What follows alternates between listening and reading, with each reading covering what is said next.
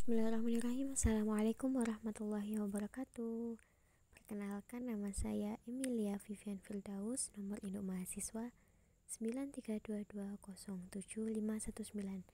Saya berasal dari Nganjuk dan video ini saya buat untuk memenuhi tugas saya untuk ujian tengah semester mata kuliah Filsafat Umum, dosen pengampu Ustadzah Najiyah.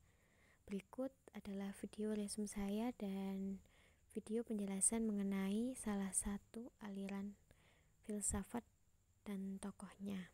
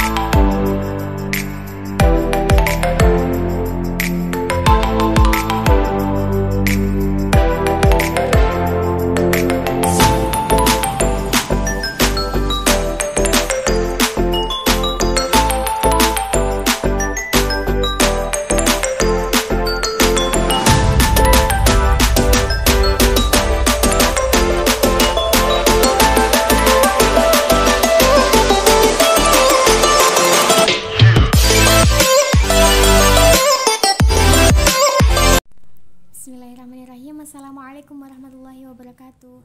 Perkenalkan, nama saya Emilia Vivian Firdaus. Saya dari Nganjuk, nomor induk mahasiswa 932207519. Pembahasan ini untuk memenuhi persyaratan ujian tengah semester materi filsafat umum. Oke, di sini saya akan membahas tentang salah satu dari aliran filsuf. Di dalam kita ketahui bahwasanya di dalam suatu filsafat terdapat sistematika yang dibagi menjadi 3 teori pengetahuan, epistemologi, teori hakikat ontologi, dan teori nilai aksiologinya. Terdapat sebuah aliran-aliran, ada aliran empirisme, rasionalisme, positivisme, intuisionalisme. Saya akan membahas tentang rasionalisme. Rasionalisme adalah salah satu aliran filsafat yang menyatakan bahwa akal adalah dasar kepastian pengetahuan.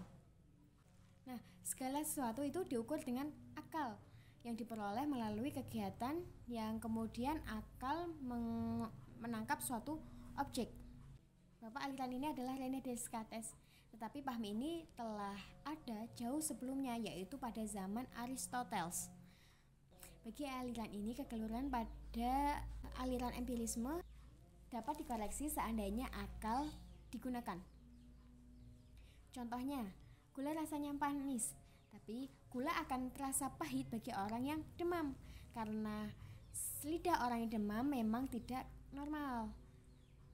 Tetapi aliran ini tidak mengingkari kegunaan indera dalam memperoleh pengetahuan, karena pengalaman indera diperlukan untuk merangsang akal dan memberikan bahan-bahan yang menyebabkan akal itu bekerja.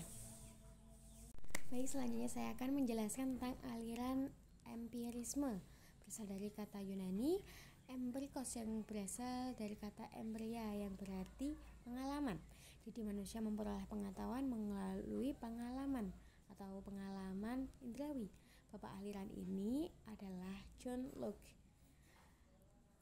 Ia mengemukakan bahwasanya manusia itu sebenarnya kosong dari pengetahuan.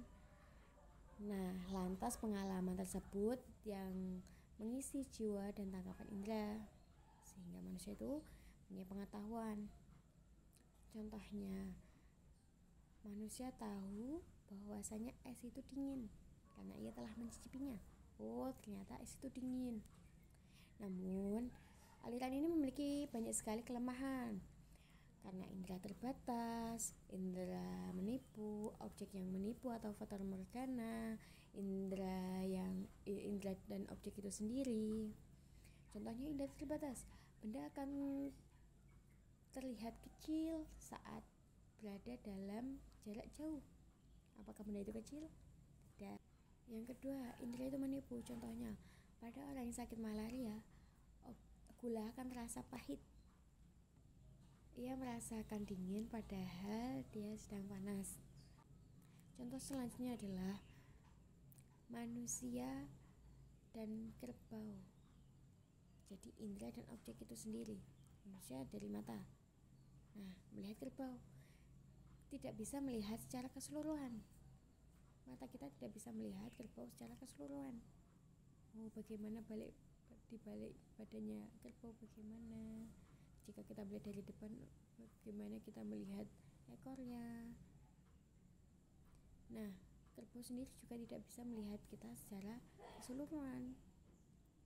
Nah, kesimpulannya, empirisme lemah karena keterbatasan indera manusia. Maka dari itu muncullah aliran rasionalisme. Kita lanjut. Saya akan membicarakan salah satu tokoh filsuf, yaitu Aristoteles. Aristoteles merupakan murid dan juga teman dari Plato, guru Alexander. Aristoteles ialah seorang filsuf yang lahir di Stagaria tahun 384 sebelum Masehi.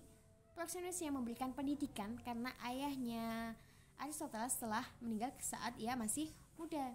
Kemudian pada umur 18 tahun ia dikirim untuk belajar di Akademia Plato yang berada di Athena.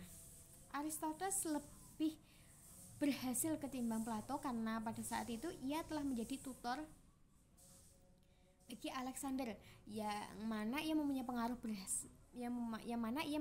pengaruh besar terhadap dunia. Kemudian pada tahun 340 ia menekuni riset di Stagaria yang dibantu oleh Alexander. Kemudian tahun 334 Aristoteles kembali ke Athena, namun tidak untuk belajar. Namun ia mendirikan sebuah sekolah yang ia beri nama Lyceum. Yang kemudian Lyceum ini menjadi saingan berat antara Akademia dan Lyceum. Menjadi persaingan yang ketat sehingga mendorong Aristoteles untuk melakukan penelitian-penelitian yang hasilnya ia dapat menjelaskan prinsip-prinsip sains. Tidak hanya itu, ia dapat memberikan prinsip-prinsip politik, retorika, dan dialektika.